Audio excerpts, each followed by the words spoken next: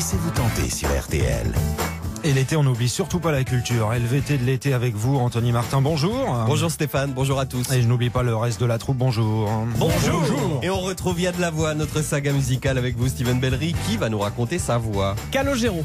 De nouvelles idées de lecture cette semaine avec vous, Bernard Lehu. Aujourd'hui, un coup de cœur de ces derniers mois. Un océan, 2 mers, 3 continents, l'histoire vraie du premier ambassadeur noir et africain au Vatican.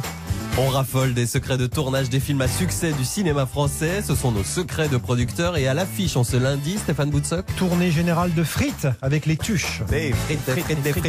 On n'oubliera pas notre jukebox pour un duo surprise et on revivra une de nos belles rencontres. Laissez-vous tenter tout l'été avec Anthony Martin sur RTL. Allez, sans attendre, donnons de la voix en compagnie de Calogero, Steven. C'est l'une des stars de la saison. Liberté Chérie, son 7e album studio paru il y a pile un an, a déjà séduit près de 400 000 acheteurs. Il dépassera les 500 000 avant la fin de l'année, tout comme les Feux d'artifice, son album précédent. Il y a de la voix aujourd'hui avec Calogero. Quand je chantais avec les charts dans les toutes premières chansons que les gens ne connaissent pas, je chantais comme le chanteur de Partenaire Particulier ou Indochine, un peu très bas, et c'était ma culture. Je singeais un peu Dépêche Mode, quoi. C'était pas vraiment ma voix. Et puis après, j'ai commencé à chanter un peu plus haut. Et j'avais fait une ou deux maquettes avec les charts. Et j'ai senti, quand on faisait écouter ces maquettes, que les gens étaient interpellés par cette voix. J'ai senti que ma voix, elle faisait un truc, en fait. Aussi libre que moi, aussi libre que moi. J'avais une voix qui était reconnaissable. Et je me suis vite rendu compte que c'était une arme. Être chanteur, c'est pas seulement bien chanter. C'est avant tout avoir une identité vocale.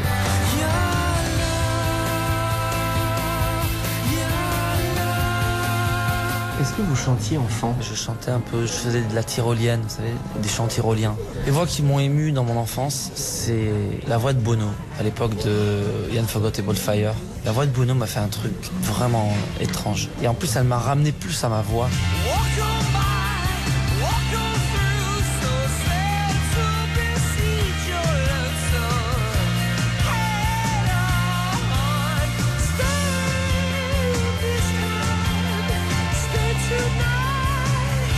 J'ai un chant de la rue en fait. Finalement, je chante pas mal à l'italienne, même si je suis pas un grand fanat de la musique italienne, à part Morricone et Adriano Celentano. Con la nuova banca dei sequestri che c'è, ditemi il valore della vita quant'è, valutation. Je chante un peu comme mon père en fait. Mon père il a une magnifique voix, il est peintre en bâtiment et quand il peint il chante en fait. Je chante un peu comme ça. C'est comme ça que j'ai commencé à vraiment bien chanter, à me remettre à chanter comme dans la rue. On est riche que de ses amis, c'est dit. Oui, les cours de chant ça peut être assez chiant, ouais. Ça peut être quelque chose de très ennuyeux même. J'en ai pris quand j'étais plus jeune pour apprendre à respirer, pour apprendre à ne pas l'abîmer en fait. C'est pas ce que je préfère, les cours de chant.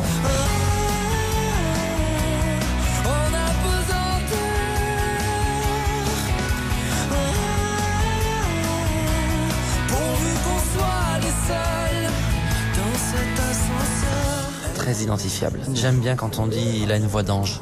Vous avez une voix de tête également, qui est rare dans la chanson. Ouais, je l'utilise de moins en moins. Depuis 2 albums qui ont beaucoup de succès, heureusement, les gens se sont passés de ma voix de tête et ça me plaît bien. Pourquoi Parce que j'avais pas envie d'en abuser. J'avais envie d'évoluer aussi, avec ma voix naturelle aussi. Toutes ces pierres sur lesquelles on se glisse et qui font de nous un édifice. On a tous au fond du mental ces choses fondamentales. Ah oui, chanter c'est comme prier, c'est fort, ça fait du bien à l'âme. Parfois je me bats avec ma voix, pour rien. Je la considère elle comme la partie de mon corps la plus belle. Je la mets un peu à part de mon corps, quoi. C'est un peu bizarre. Je devrais pas faire ça, ça devrait faire qu'un. Parfois je le frappe à la porte d'entrée pour savoir si elle va bien, quoi. 4, 3, 2, 1, je joue de la musique. Je respire musique. Je réfléchis musique. Je pleure aux musique. Et quand je panique, je joue de la basse électrique. C'est un mélange de talent, de don et de chance. Parce que la chance aussi, ça compte. La chance d'avoir été là au bon moment. Mais bon, c'est mon histoire, c'est comme ça, c'est la vie. On allait au feu d'artifice,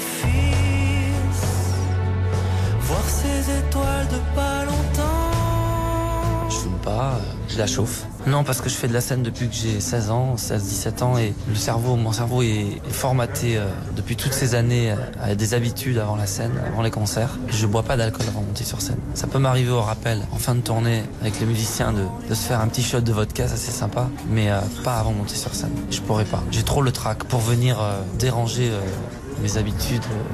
Un jour le bout de la rue vous mène là, à Tiananmen.